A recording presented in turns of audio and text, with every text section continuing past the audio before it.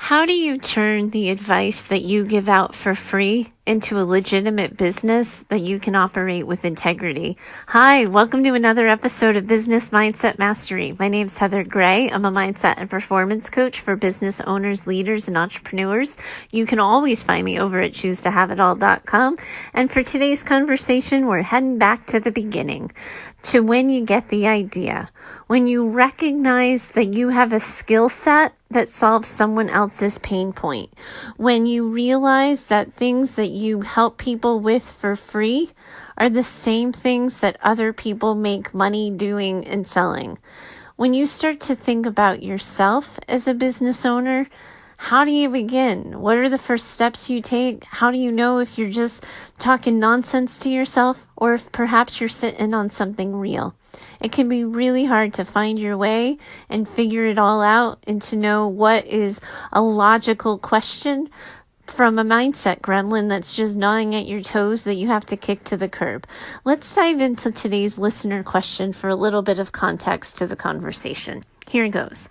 Heather, I'm a hairstylist. It feels strange to say that I own my own business when in actuality I rent a chair in someone else's nail salon.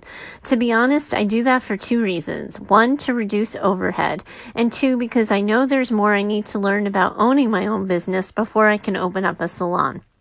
I've been renting this chair for 4 years, and in that time, I've accumulated an Instagram following of close to 35,000 people from all over the world. Over the past year and a half, I've been asked over and over again by other stylists from everywhere how I got that following. The truth is, the only way I advertise my business is through Instagram, and I'm fully booked regularly. As I learn about business building and strategies, it occurs to me that I could create a course to teach stylists how to use Instagram to build their businesses. I answer questions about this all the time, and it's nice to actually think about the idea that I could get paid for my answers. Every time I think about this, though, a voice in my head tells me I'm stupid, I don't know what I'm talking about, that I'm known for my work in hair, not for teaching anybody anything else, especially business, given that I don't really even own one, I just rent a chair. Do I even have something here? How am I supposed to be able to tell? Do I have any business selling something like this? And how do I get out of my own way to actually do it? Thanks. Whew. Okay. So first, this isn't an answer to your question, but my back is going up for you. And so I just feel the need to defend. You are renting a chair from someone else's nail salon. So you are renting space to build your own business on your own terms, beginning, middle, end. You, my friend, own your own business. That is a critical truth that you need to take forward in these conversations. You're paying rent. Okay, fine. You don't have the overhead of the whole building. You don't have to pay for all the electricity, all the utilities, all of that. But you work in a nail salon and you are cutting hair. That means all of the supplies, all of the equipment, the shampoo, the conditioners, the hair dyes, the scissors, the combs, the blow dryers, the straighteners, all the other girl stuff and boy stuff that goes into cutting hair, you have done, taken care of, and have access to. You, my friend, are a business owner. You have got to change the story about yourself that you don't really own your own business just because you don't have your own shop. That story is what's affecting your ability to see what you're capable of and your potential now in the situation that you're sitting with. Some would argue, many would argue, that you're one of the smartest business people known to man. You're keeping overhead low so your profit margin can be high, and you're reducing costs left, right, and center by doing this. The savvy business owner is going to know and be able to acknowledge with you that you are limiting your growth, that you can't get much bigger when you continue to trade dollars for hours, that if you don't have other stylists working with you, if you don't have anybody helping you with the scheduling, if you're doing your own inventory, you're doing your own booking, you're doing your own accounting, all of that is getting in the way from how much income, like what your income ceiling is for your business. My guess is you know that, and because of that choice, you're telling yourself you don't really own a business, and that's nonsense. It's not true. You absolutely own your own business, and I absolutely positively view you as a business owner. Now, that being said, you're asking me about creating a course because you have a ready and open following for 35,000 people, some of whom are stylists who would want to learn how they too could build their following and build their businesses following your strategies. The common business owner and a lot of business strategists and consultants would tell you, go ahead. You have a warm audience, your warm audience being your Instagram following. You have a sort of proven method of delivery. You know what you've been doing. You've been doing this now for 4 years. Go ahead, put out together a little online video course or a little training and teach people the basics. I'm going to halt you on that. Excuse me. I'm going to halt you on that one a little bit, and I'm going to have you slow down, because here's the thing. I absolutely believe in your skill set. I absolutely believe that you can teach hairstylists how to build a business and a following on Instagram.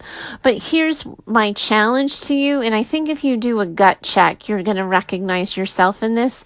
Do you know how you know what you know? Because a lot of times when people follow a business strategy for so long, the things they do are so automatic, they don't think about it. The steps they take are so automatic, they don't think about it. They just automatically do it. It reminds me a little bit of when I was in math class. My teacher, whenever I was super stuck, would put me in front of the class to teach a problem that I had no idea how to solve, because in teaching other people, I would usually figure out the stuck place that I was in. I actually think you can build a business doing this. I just don't think building an online course and selling it to your audience is your first step. What I would start to do, and you can decide how you want to do this and how it works for your schedule, I would either decide to do this on a one-on-one basis or teach a group, offer it to 6 people that you're going to teach online once a week with different strategies, and you're going to take their business from zero to hero using Instagram. I would reach out to people who are engaged in your content, who ask you questions, who you seem to like talking to, and I would start to try out your system. You can outline for yourself before you even get these first clients in the door, but start to outline for yourself. If I was a new hairstylist and I was telling you that I've been renting my own chair, or I own my own salon for about 1.5 years, and I'm starting to watch the new reservations go down. I'm not seeing a lot of growth in my business. I'm recognizing that I need to get my hands on social media, but I don't know what the hell I'm doing. So I've heard Instagram is good because the pictures of hair, get spread around, etc., etc. What are you going to tell me to do first? What do I have to already have in place?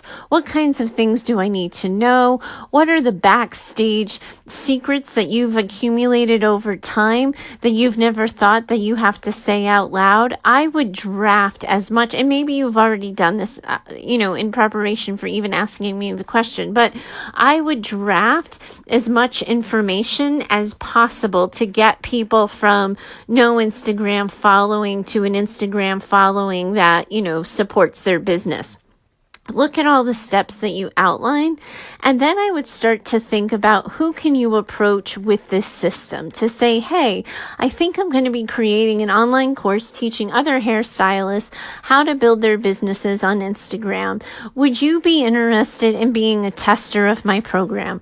I want you to charge for it. Do not do this for free. You have 4 years experience. You have a lot of tools, tips, and tricks you're going to be teaching.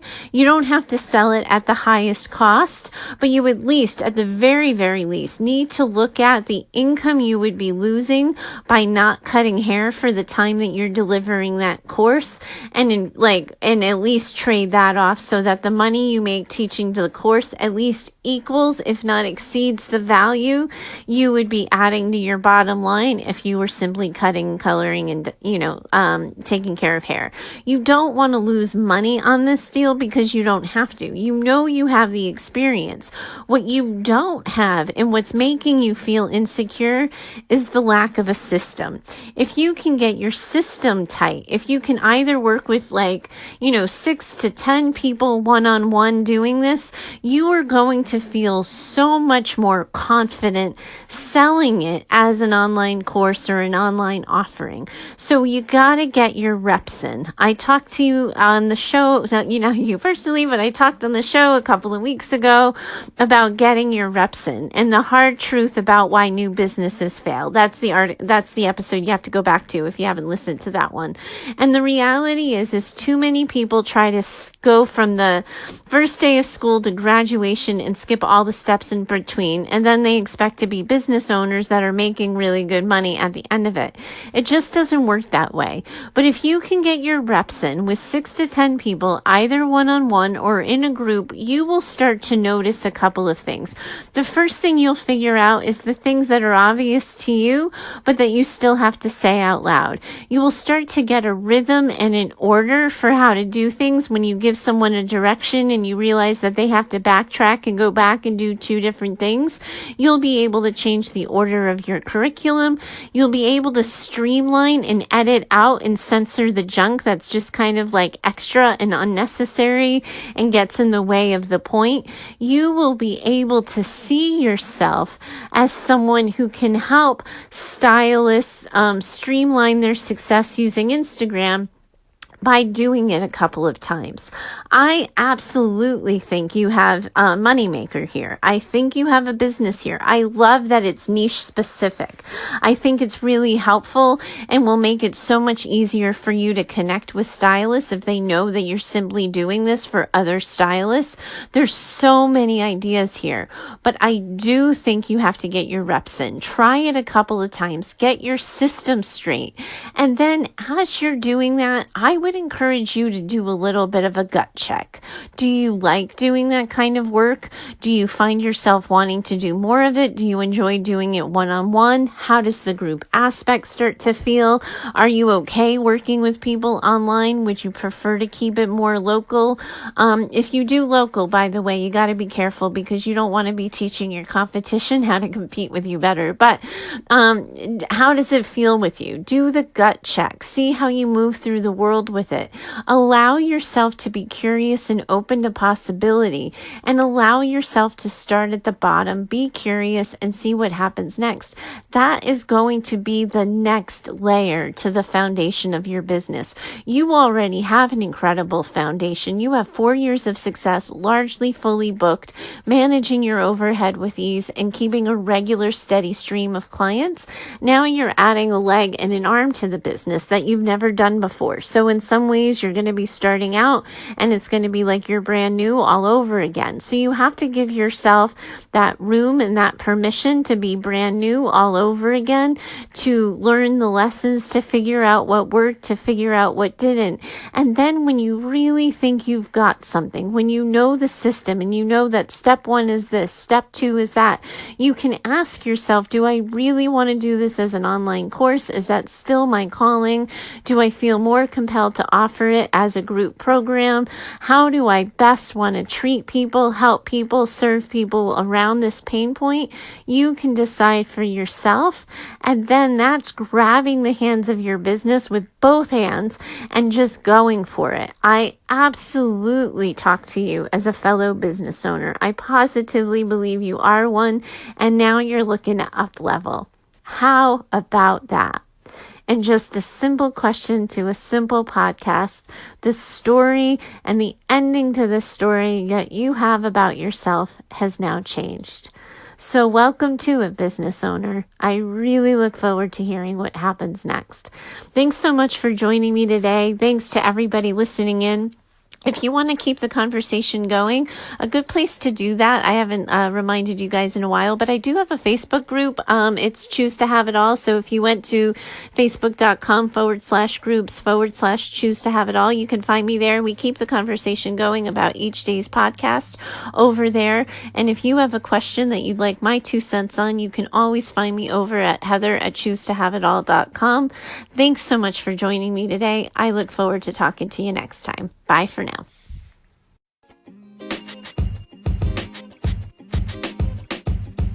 The podcast you just heard was recorded with Anchor. If you want to make your own, download the Android or iOS app completely free from anchor.fm/podcast. That's anchor.fm/podcast.